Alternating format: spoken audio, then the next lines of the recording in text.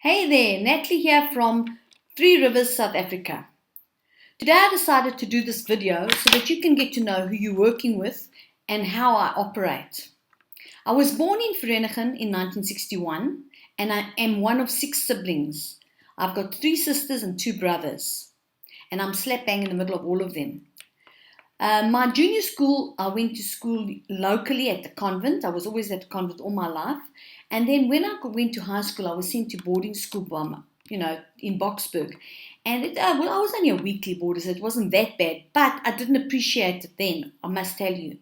But now that I look back on my life, I realize what a good foundation it gave me. It gave me the ability to focus, the ability to concentrate and do things properly. I mean, I was forced to do it, so I had no choice. I had to learn. Anyway, when I left school, I went to study. I actually went to Johannesburg to study at a language college. It's called the Alliance Française. But soon after I started, I realized that my folks were going through a hard time. That financially they'd gone through a dip, and I realized that they really didn't have the money to pay my tuition or my bus fare and eating out. You're eating out because I was living 60 kilometers away from the varsity.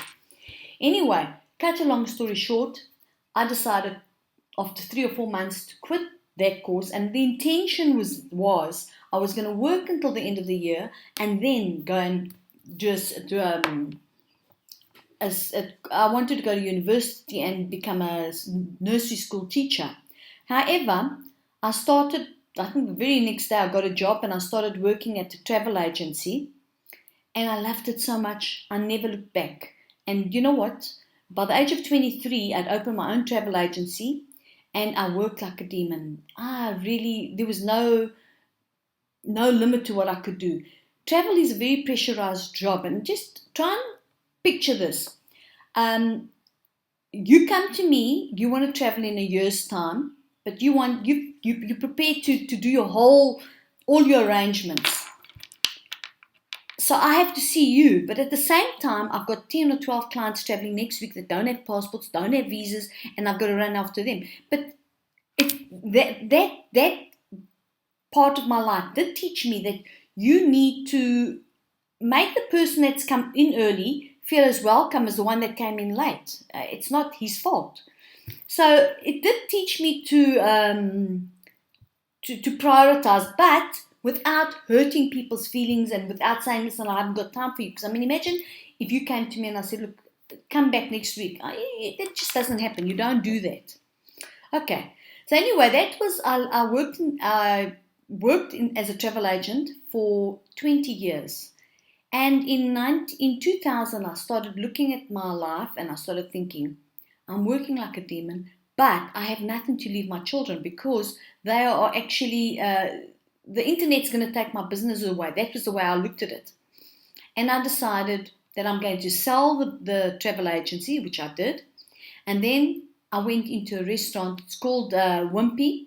Wimpy is a franchise restaurant in South Africa, something like the IOPS, very similar. Anyway, Andrew and I first I started with my Wimpy in town, and 6 months later we bought the one in Three Rivers. So we had two Wimpys within 6 months, and it was difficult because we weren't really used to controlling food and staff, because we had a complement of staff of over 100 people, so it was quite difficult. Anyway, I worked as a restaurateur. Andrew was in the one store, I was in the other. And then a couple of years later, we bought a third one, which is in another town. So, you know what, we ran around between the three and doing the accounts and doing the pay-as-you-earn for the staff and doing VAT. I had to do all of that. So, I was kept pretty busy. Anyway, in 2007, I started looking at my store in town. That's the first one we'd bought. And I realized I'd done everything I could do there and I needed a new challenge. So I sort of put it on the market, but wasn't serious. However, somebody came and she gave me an offer that I couldn't receive. And that we sold the first restaurant on the 1st of July, 2007. Now that's when I believe in divine intervention, because On the 17th of October 2014, travelling home from Johannesburg after my daughter's valediction mass at school. Now, she was in the car with me. And I said to her, phone Dad and ask him this. And she says to me, Mom, but the phone's not working. So I said to her, well, okay, but my phone's dead. So then as I looked up, I saw her touching, with the finger going chi-chi-chi-chi-chi-chi. And I thought, you know what, you actually unmix it. In those days, it was mix it. And I actually stopped the car on the highway. This is 9 o'clock at night. Now, we don't do that in South Africa. So I stopped the car on the highway and I said, get out and go with your father. And she looked at me and she said, Mom, I said, go. I'm not sharing you with Mix-It.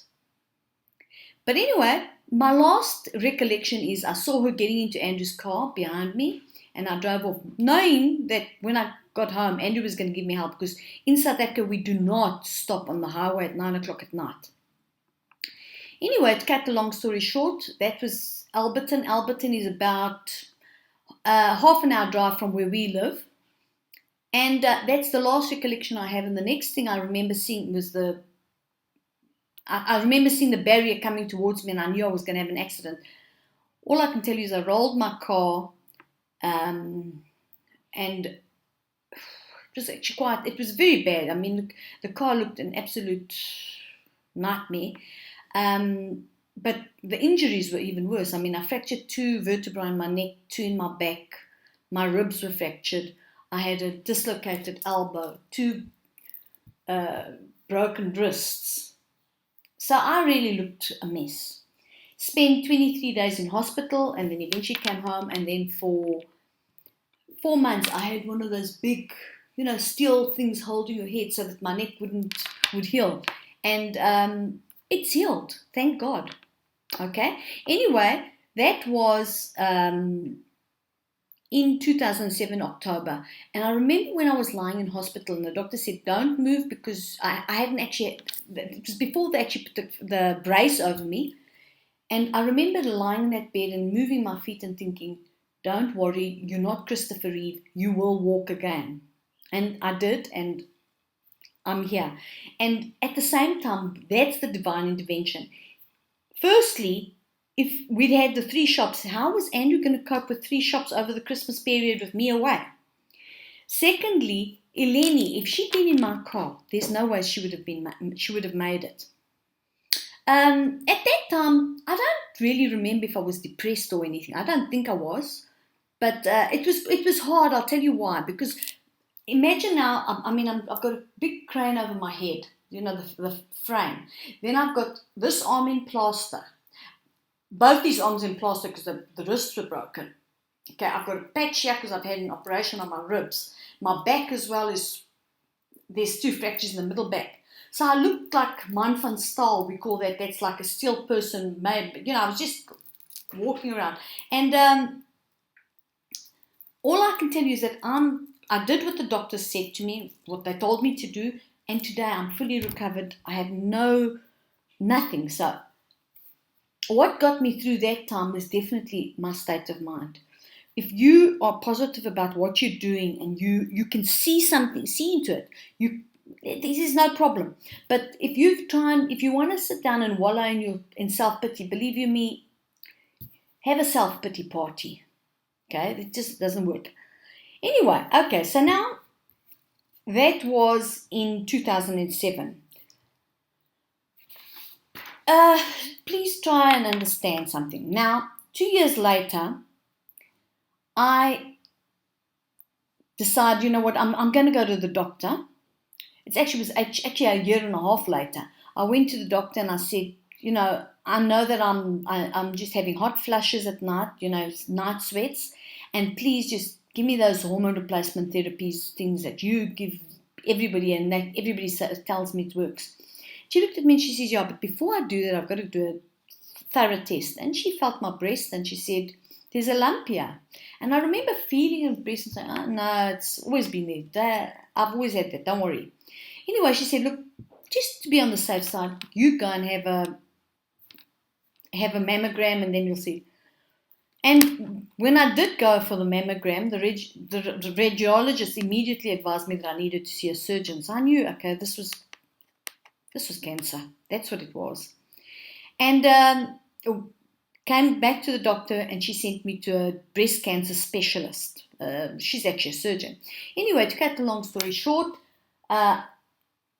within 3 weeks I had a double mastectomy, and I had to undergo 6 months of chemotherapy. Okay, and I must tell you, it was now the second time that I had to accept an illness, and I realized, you know what? We think we'll live forever, but when things like this happen to you, you realize your mortality is very, very alive, and we need to think about that.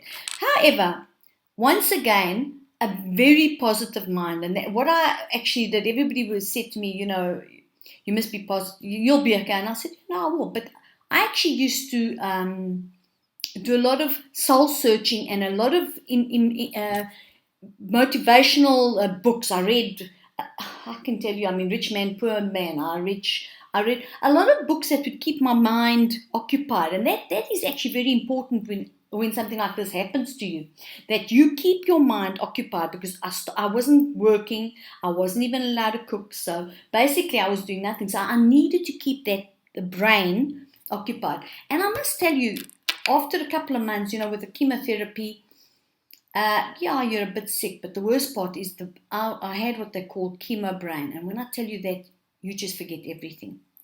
It actually was bad. And I really remember thinking, I'll never ever be the person I was before. I'll never be able to be, all I can tell you is a couple of years later, I realized I'm back to myself. I'm back to who I was. So now, after facing death twice, I did some soul searching. I started thinking, okay, what have I been doing for the past 20 odd years? And I realized it was work. And I just realized that I needed to do something different, because that's not what I wanted. I wanted to have more free time with my family. You must realize, in restaurants, I was working 7 days a week, average 15 hours a day. Where was my family time? It was really bad. And that's when, in July 2011, I said to her, we need to sell the store that was furthest from us. Now we were left only with one store. And I just felt that I didn't want to have to. It was, once I got to work, it was fine. But the drive an hour there and an hour back, it just got to me. And at the same time, I didn't want to go and work in an office with a 9-to-5 job. I don't like being cooped up. I need fresh air. I need to be outside. This is who I am. Anyway, so that's when I got involved in network marketing.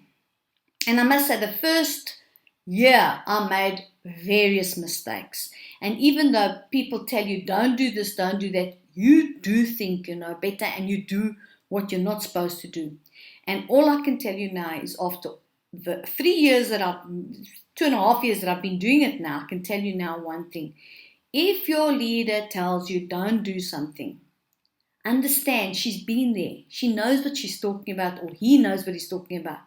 I remember quite clearly when, after the first year, we then started making good money, and geez, we were on a roll. Okay. When I say it was a roll, we started with this company and we were doing adverts, and before I knew what, we were doing like $20,000 to $30,000 a month. This was money that I'd never dreamt of ever having. And it worked for about a year, and then poof, in April this year, we get a call that the company, Telex Free, was they were filing for the Chapter 11 Bankruptcy Act of the USA. But no, it's no problem, they'll come back. Don't worry.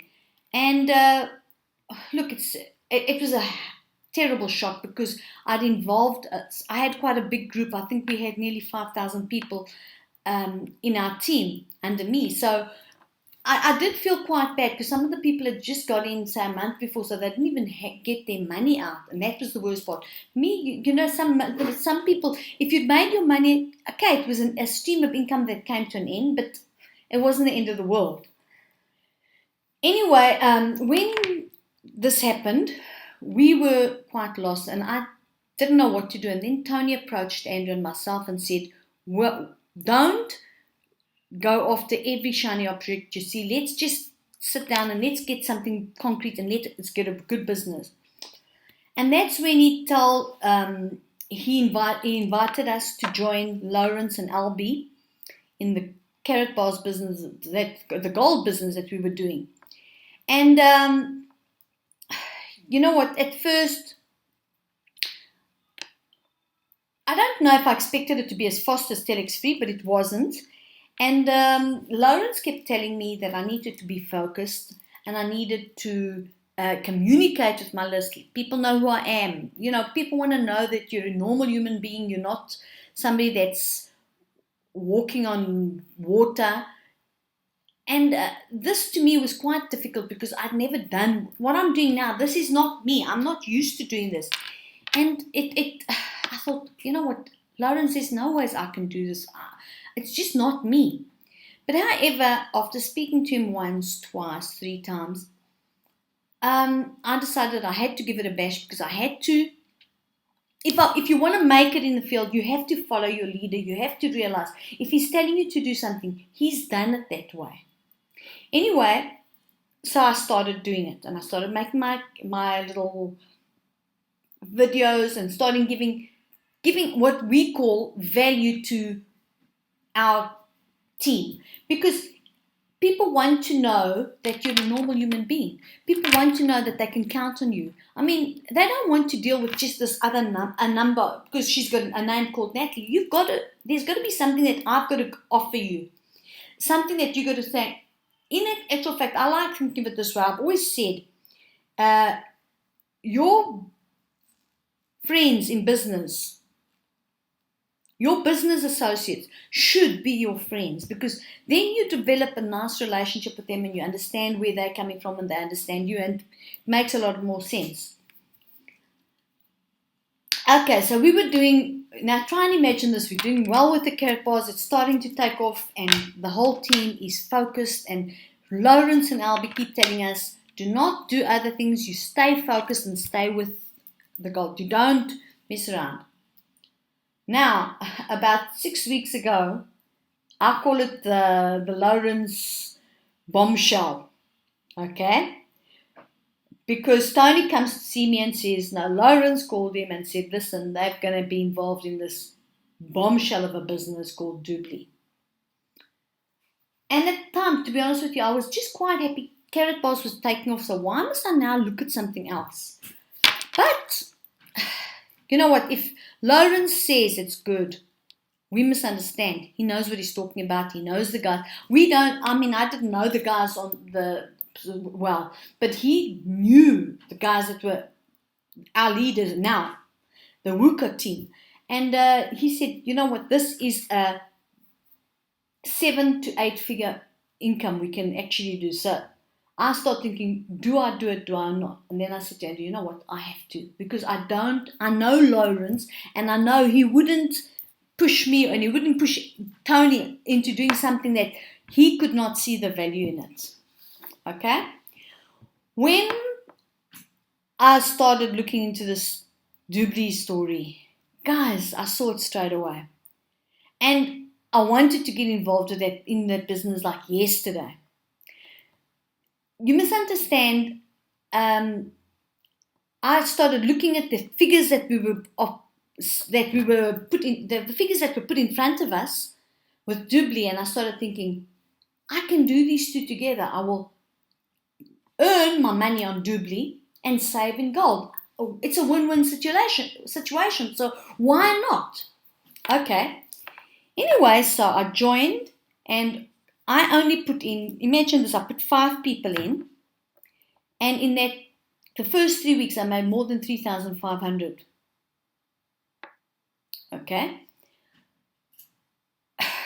3,500 in South Africa. Please try and convert. We times it by 10. So it's actually 35,000 Rand. Not a bad day in the office, believe me.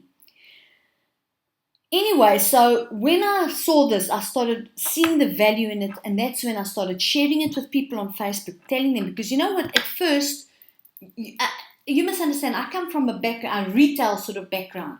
So our networking mindset is frowned upon. I mean, you must get, I laugh. Andrew and I have a very good laugh. My mother spends her life coming in. She looks at this and we're on the computer and she says, when are you going to get a real job? So please try and understand, that's my friends, my family, that's the way they think. Now, I actually want to laugh because that is the way they think. And at first, I dare not say that I was an internet marketer or anything on Facebook, because as far as I was concerned, but people mustn't know what I'm doing, And the more I started listening to my leaders, now that is why it's important, guys, to listen to your leaders and give them the respect they deserve. They've been around the block. They know what they're talking about. And that's when I realized that we'd actually hooked a whale here. I've now, obviously with my 3 people, I became a TC, which is a team coordinator. And now I've got 5 days in which I'm going to become, my goal is to become a sales director by the end of October. So we're the 25th, so I've got 5 days in which to do this. The main aim is to get to sales director. However, I am going to grow this business regardless. If I make it, it's a bonus, because then there's other bonuses. But if I don't, it's not the end of the world, because I do understand the enormity of this opportunity. Okay? So the fact of the matter is, I'd love to make sales director or SD, but if I don't, it doesn't mean I'm going to stop.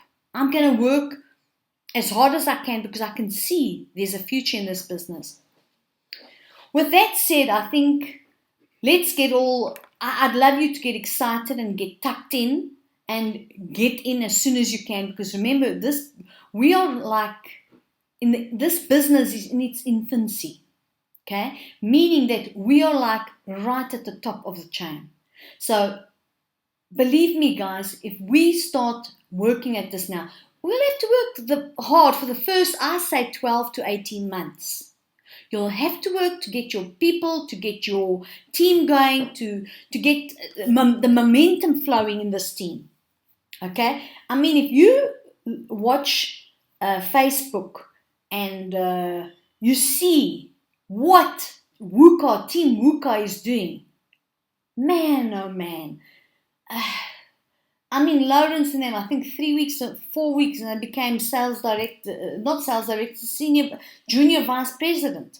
I mean, these guys are working. Each day we'd come to the computer and there was like 30 people more, 40 people more. So that's why the sooner you get involved in this company, the better, because you're going to be there. And I mean, I've listened to my leaders, and basically the one thing I can tell you now, if you get involved now, you will never ever have to worry about money again in your life. Okay, guys, next time we'll talk about, I'm going to try and do some educational videos, but let's say ciao for now, and hope to see you guys soon. Okay, bye. It's late. It's 1/4 past.